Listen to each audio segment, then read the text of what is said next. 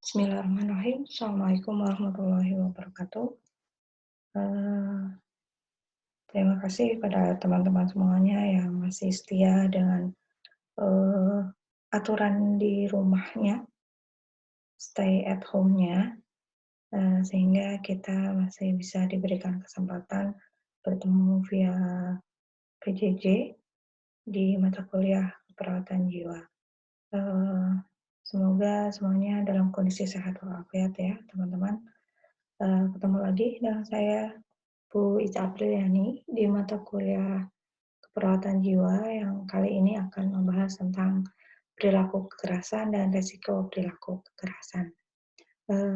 Sebelumnya teman-teman juga sudah belajar eee, tentang gangguan jiwa yang lainnya yaitu isolasi sosial dan perilaku kekerasan ini juga termasuk dalam gangguan yang eee, ada kaitannya juga dengan Eee, awal asal semua pasien gangguan jiwa, yaitu adanya gangguan harga diri rendah. Nah, seperti apa, gangguan perilaku kekerasan ini? Kita lihat di slide selanjutnya. Ya, definisi dari PK atau perilaku kekerasan adalah suatu kondisi atau keadaan di mana seseorang melakukan tindakan yang dapat membahayakan baik secara fisik terhadap diri sendiri maupun orang lain dan juga terhadap lingkungannya. Definisi ini dikemukakan oleh Towson tahun 1998.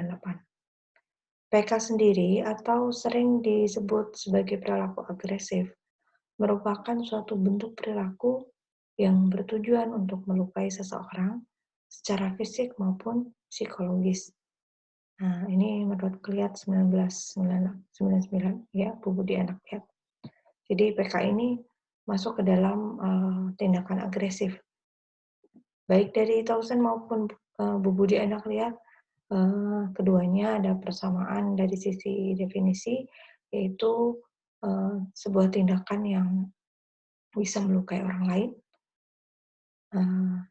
Namun kalau menurut Tausen ini hanya secara fisik, tapi kalau di Bu Budi, baik secara fisik maupun psikologis, artinya sesuatu yang tidak bisa kita lihat karena terkait dengan kejiwaan.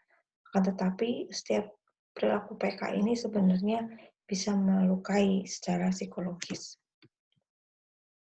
Adapun faktor predisposisi dari tindakan perilaku kekerasan ini dimungkinkan disebabkan oleh faktor psikologis. Pertama, seperti tindakan agresif, coping masa kecil yang tidak menyenangkan, ya, frustasi dan adanya pengalaman kekerasan ya, misalnya ada KDRT dan sebagainya ya. Nah ini faktor psikologis yang bisa menyebabkan seorang di kemudian hari juga menjadi pelaku ya. Ingat setiap orang yang menjadi korban, menjadi pelaku, sebenarnya dia juga korban ya. Nah ini prinsip ini juga kita anut karena tidak ada api, tidak ada asap tanpa api ya, istilahnya seperti itu. Kemudian faktor yang kedua yang menyebabkan terjadinya PK adalah faktor sosial budaya. Nah, ini dimungkinkan karena sesuatu itu dipelajari atau ada faktor imitasi ya melalui faktor observasi dan imitasi. Misalnya seorang anak yang hidup di dalam keluarga yang penuh dengan intrik, penuh dengan kekerasan. Ya, pengalaman KDRT merupakan salah satu pengalaman yang juga disebabkan karena sosial budaya atau karena misalnya di sebuah perkampungan itu eh, menganut adat bahwa yang kuat akan mengalahkan yang kuat akan mengalahkan yang lemah seperti itu. Nah, ketika budaya yang seperti ini kemudian tidak bisa dipilah-pilah dan individu ini juga mengalami faktor-faktor yang lainnya, ini akan memunculkan, dimungkinkan akan memunculkan menjadi salah satu faktor predisposisi terjadinya PK. Selanjutnya faktor biologis. Faktor biologis ini dimungkinkan terjadi karena adanya stimulus elektris di ringan di hipotalamus yang nantinya akan merusak sistem limbik, terutama terdapatnya gangguan untuk kontrol emosi dan perilaku. Jadi kenapa setiap kali ada pertandingan pertandingan tinju itu ada larangan keras untuk memukul bagian kepala, ya, terutama bagian belakang. Nah, bagian belakang itu kan ada hipotalamus. Nah, hipotalamus ini sangat banyak fungsinya, ya. Salah satunya mengatur sistem limbik, sehingga seorang itu dimungkinkan bisa mengontrol emosi dan perilakunya. Kemudian faktor presipitasi atau pencetus dari gangguan PK ini dimulai dari klien, bisa dimungkinkan karena kelelahan fisik. Ya, kelelahan fisik ini seringkali ya, misalnya orang baru pulang kerja, kemudian di rumah dimaki-maki, atau misalnya kurang dihargai keberadaannya. Ya, contoh aja misalnya seorang ibu pulang ke rumah, di rumah anaknya rewel dan sebagainya. Nah, kelelahan fisik ini bisa menjadi pemicu terhadap terjadinya kekerasan, ya, baik itu secara verbal maupun secara nonverbal, ya. Jadi seorang yang kelelahan ini akan mudah marah, ya, mudah marah, sensitif dan sebagainya. Kemudian ketidakpercayaan. Ketidakpercayaan ini muncul, kenapa ketidakberdayaan itu kemudian bisa menimbulkan PK, karena adanya tadi kontrol emosi yang menurun, sehingga akibat ketidakberdayaan itu justru akan menyebabkan seorang itu melampiaskan emosinya dengan cara marah, mengamuk, dan sebagainya. Kemudian kurang pede, ya. Hati-hati, bukan berarti orang yang kurang pede, minder, itu menjadi selamanya menjadi isos, ya, seperti yang kita bahas kemarin. Bukan seperti itu, tapi karena kurang pede, harga diri rendah, justru itu menjadi pemicu seseorang kemudian melampiaskan kekesalannya itu pada orang lain dengan cara memukul, marah, amuk, dan sebagainya. Putus asa, ya.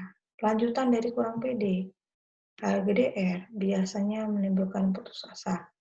Kehidupan yang penuh agresif, ya, juga bisa menyebabkan seorang mudah untuk melakukan PK, ya, dan juga masa lalu yang tidak menyenangkan, ya.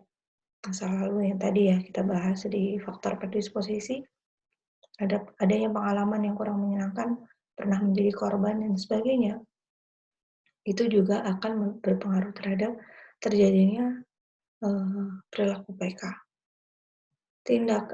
Berikutnya di lingkungan.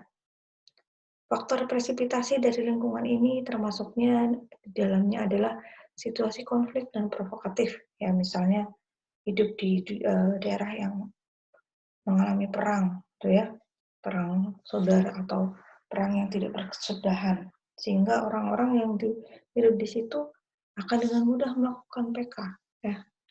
Kemudian di lingkungan yang panas, ya, kondisi panas, ya, baik karena udara dan sebagainya. Ini merupakan tekanan tersendiri yang bisa menjadi faktor pencetus terjadinya PK. Kemudian lingkungan yang padat, ya, seperti di kota, perumahan yang padat penduduknya, kemudian di daerah yang bising, misalnya di tepi rel kereta api, ya, di mana situasi-situasi lingkungan yang seperti itu akan lebih memudahkan seorang itu mengalami PK, ya. Interaksi dengan orang lain. Nah, interaksi dengan orang lain ini misalnya bisa ditandai dengan bagaimana dia mengkritik, ya.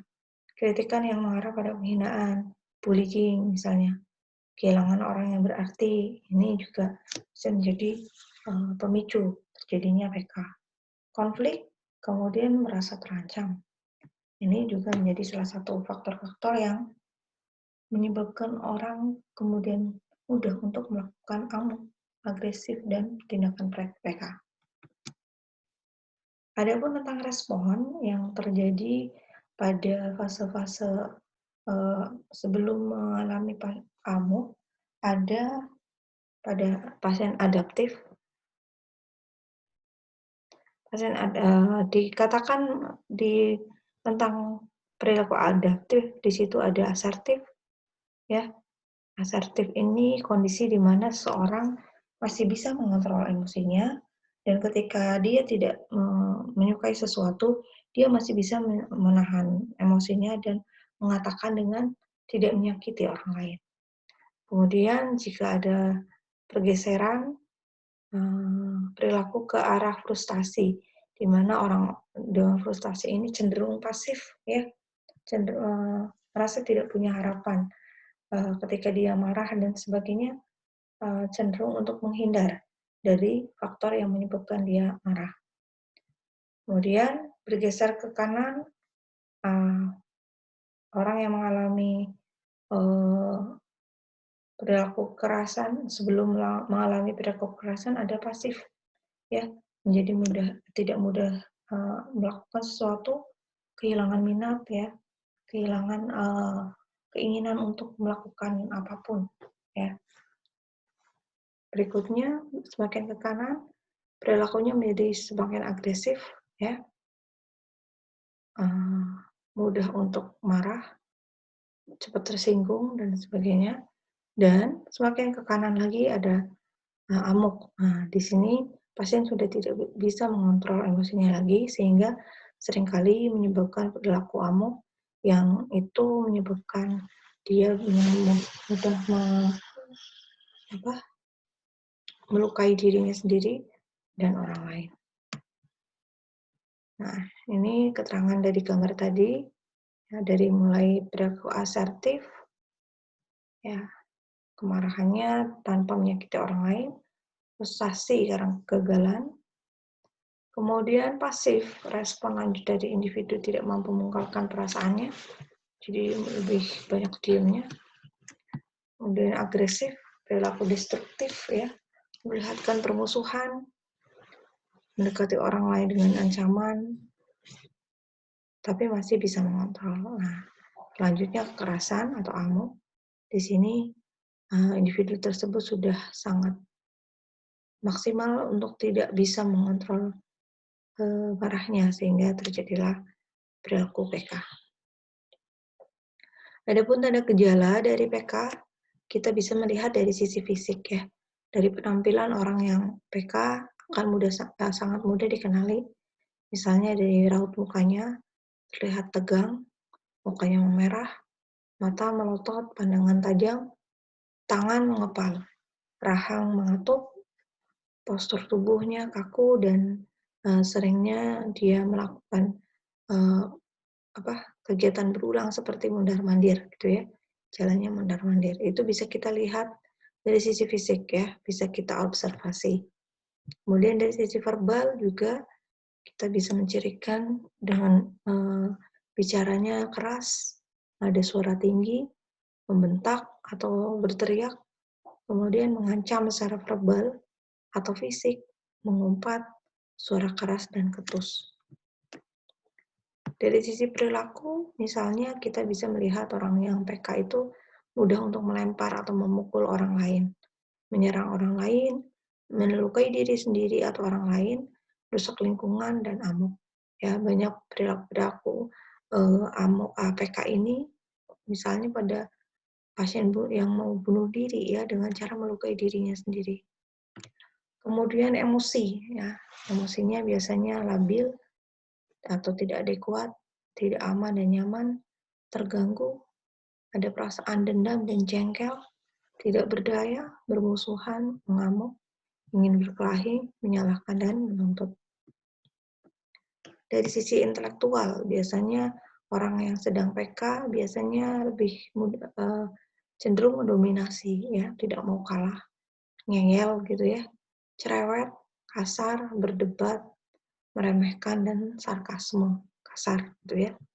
Kemudian secara spiritual biasanya merasa dirinya berkuasa, merasa dirinya benar, mudah mengkritik pendapat orang lain, menyinggung perasaan orang lain, tidak peduli dan kasar.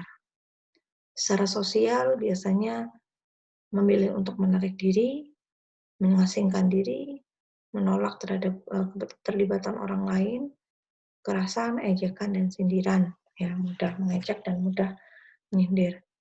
Kemudian perhatian. Dari perhatian ini bisa ditunjukkan juga dari sisi tingkah laku ya.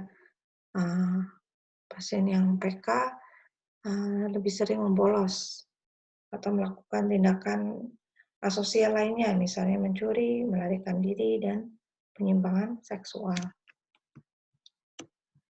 Adapun tindakan-tindakan keperawatan yang dapat meminimalisir tindakan PK, ada 3 strategi yang bisa dilakukan. Yang pertama, strategi prevalensi. Strategi prevalensi ini meliputi dimensi kesadaran diri, pendidikan kesehatan berupa manajemen PK, kemudian ada latihan asertif ya untuk pencegahan. Antisipasi untuk tindakan antisipasi berupa komunikasi, perubahan lingkungan, tindakan perilaku, dan psikofarmaka. Jadi di antisipasi ini sudah mulai menggunakan psikofarmaka karena dimungkinkan tindakannya sudah mulai abnormal ya. Kemudian strategi pembatasan, terutama untuk pasien-pasien yang sudah melakukan AMOK, ada manajemen krisis, pengasingan, dan pengekangan atau restraint. Untuk tindakan keperawatan secara individu, bisa dilakukan melalui tindakan yang biasa dilakukan. Yang pertama, untuk menjalin hubungan terapeutik dengan cara bina hubungan sama saya.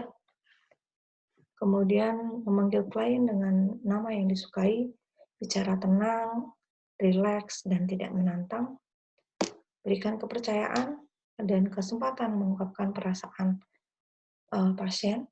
Ya, pasien kita berikan kesempatan untuk mengungkapkan rasa marahnya pada siapapun ya. Kemudian dengarkan ungkapan rasa marah dan perasaan permusuhan klien dengan tenang. Anjurkan klien mengungkapkan yang dialami dan dirasakan saat jengkel. Nah, ini fungsinya untuk menggali apa saja yang dilakukan pasien ketika dia marah, sehingga program antisipasi kita bisa kita modifikasi sesuai dengan keluhan-keluhan yang dikemukakan pasien. Kemudian anjurkan klien mengungkapkan yang dialami dan dirasakan saat kesal, observasi tanda PK ya, seperti yang sudah kita bahas tadi, jadi mulai dari fisik, psikologi, dan sebagainya. Kemudian simpulkan bersama klien tanda-tanda jengkel atau kesal yang dialami klien dan berikan reinforcement pada klien ya. Tetap berikan reinforcement sebagai sebuah penghargaan sehingga pasien akan semakin percaya pada kita. Kalau pasien sudah percaya pada kita sebagai seorang perawat, kita sebagai perawat akan lebih mudah untuk mengarahkan tindakan dan motivasi kita adalah mengarahkan klien untuk bisa mengikuti saran dan anjuran kita. Kemudian tindakan secara kelompok bisa dilakukan melalui TAK, karena TAK ini menjadi andalan perawat ya, terutama di terapi modalitas. Nah, ini bisa mengeksplor semua kemampuan pasien melalui TAK. Nah, TAK ini bisa dilakukan dengan menganjurkan klien untuk ikut TAK stimulasi persepsi, misalnya pencegahan PK, kemudian mengikuti TAK kegiatan mandiri, diskusikan dengan klien tentang kegiatan selama TAK, fasilitasi klien untuk mempraktikkan hasil kegiatan TAK, dan berikan pujian atas keberhasilan yang sudah dicapainya. Selanjutnya, terapi keluarga. Nah, terapi ini melibatkan keluarga pastinya, yang nantinya keluarga inilah yang akan hidup lebih lama dengan pasien setelah pasien keluar dari rumah sakit. Untuk itu, pelaksanaan terapi keluarga ini juga butuh terlibatan perawat ya, yang nantinya akan menjadi kepanjangan tangan dari perawat, yaitu keluarga. Untuk terapi keluarga yang bisa dilakukan adalah identifikasi kemampuan keluarga dalam merawat klien sesuai dengan yang telah dilakukan keluarga terhadapnya selama ini, kemudian berikan pendidikan kesehatan bagaimana cara merawat klien melalui pertemuan-pertemuan keluarga yang sudah disusun sesuai dengan kesanggupan keluarga. Jelaskan keuntungan peran serta keluarga dalam merawat pasien, terutama karena angka kekambuhan yang tertinggi dari pasien gangguan jiwa itu dari keluarga. Oleh karenanya dukungan keluarga itu sangat penting untuk mencegah terjadinya kekambuhan, khususnya perilaku kekerasan. Terakhir, berikan enforcement positif untuk keterlibatan keluarga dalam rangka penyembuhan ke pasien ini. Ya, baik, itu yang bisa saya jelaskan. Pastinya akan banyak yang mungkin belum saya jelaskan di PPT saya kali ini. Untuk itu, silahkan bisa dilanjut di forum diskusi, juga terkait dengan materi-materi diagnosa gangguan jiwa yang lainnya. Terima kasih. Assalamualaikum warahmatullahi wabarakatuh.